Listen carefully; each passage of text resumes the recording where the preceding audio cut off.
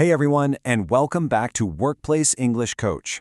Today, in this explainer, we're tackling a genuinely huge challenge, and that is how to actually sound confident in your meetings. You know, stepping into a packed conference room or logging on to a massive grid-style video call, it can be incredibly intimidating. It really can. But as your coach, I am here to tell you right now, you absolutely have got this. Let's just get right into it, shall we? So, tell me if this sounds familiar. Do you ever sit there in a meeting, you're looking around at your colleagues, and suddenly you have this truly great idea, but you just stay completely quiet? You hold back, right? Mostly because you're terrified of how it's going to sound out loud. You're worried you might stumble over your words, or, just come across as unsure of yourself. Listen, it happens to the literal best of us.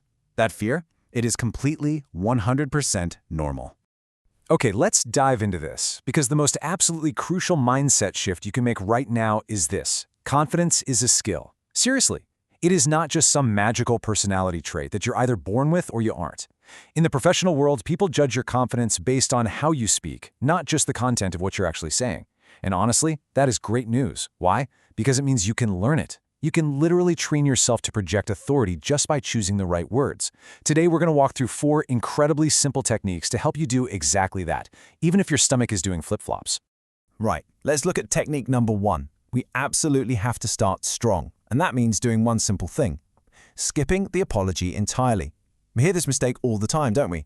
People start talking and they say, sorry, this might be a silly question, but... The second you start with an apology like that, you are actively lowering the value of your own point before you've even made it. It's like shooting yourself in the foot. Instead, try being direct. Just say, I have a question about this. Boom, that's it. Skip the apology. It is a real game changer, and it instantly transforms how your colleagues perceive you. Moving on to technique 2, and this brilliantly illustrates how a small tweak makes a massive difference. You need to use confident phrases to share your opinions. So instead of using unsure, weak phrasing, things like, I think maybe, or perhaps we could, we need to swap those out entirely. Instead, try saying, in my view, or based on the data, I believe. See the difference there? These phrases sound clear, they sound decided. They immediately signal to the room that you know exactly what you are talking about. No second guessing allowed. Okay, technique number 3. This one is huge. Silence is always better than filler words. You've got to practice pausing instead of saying, Silence actually sounds so much more confident than just filling the dead air with a bunch of uhs and likes. If you find yourself needing a second to gather your thoughts, just stop. Take a breath. See what I did there? That brief moment of silence makes you sound entirely in control, rather than desperately rushing to just, fill the gap. It shows you're comfortable in your own skin. And that brings us to technique number 4. You need to speak slowly and clearly. Nervous speakers almost always rush. They just want to get the words out and be done with it. But if you want to sound confident, you really need to slow your pace down. Speaking slowly makes you sound completely calm and grounded, even if, internally, your heart is racing a mile a minute. So take your time. Enunciate your words. Doing this gives every single word you say so much more weight and importance. Now let's move to a little bonus round and see how this all builds together. Because confidence isn't just verbal, right? Especially in today's world. We need to talk about your body language on video calls. There are 3 super simple things you should be doing to show you are engaged and present.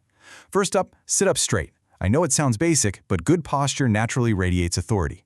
Second, try to look directly at your camera lens, not down at the people on your screen. This simulates actual eye contact. And third, nod just a little bit when other people are speaking. It is a really powerful physical cue that proves you're actively listening and following along. Now, before we wrap up, I want to address the biggest trap that we all seem to fall into. It's a mistake you absolutely must avoid, and it's this: do not wait for the perfect moment. Let me let you in on a secret. There's literally no perfect moment to jump into a meeting. It doesn't exist, and the longer you sit there waiting to speak, the harder and more intimidating it feels. Your goal should always be to speak early. If you make just one small, simple comment right at the beginning of the meeting, it builds this incredible momentum. It makes it so much easier to share your bigger, more complex ideas later on. All right, let's do a super quick recap of everything we've covered today. 1. Skip the apology. 2. Swap out weak words for confident phrases. 3. Embrace the pause instead of saying And 4. Speak slowly and clearly. By using these 4 techniques, you literally have the tools right now to change the dynamic in any room you walk into. Thank you so much for joining me for this explainer. Keep practicing these skills, and I want to leave you with this one thought. In your very next meeting, what will your first words be?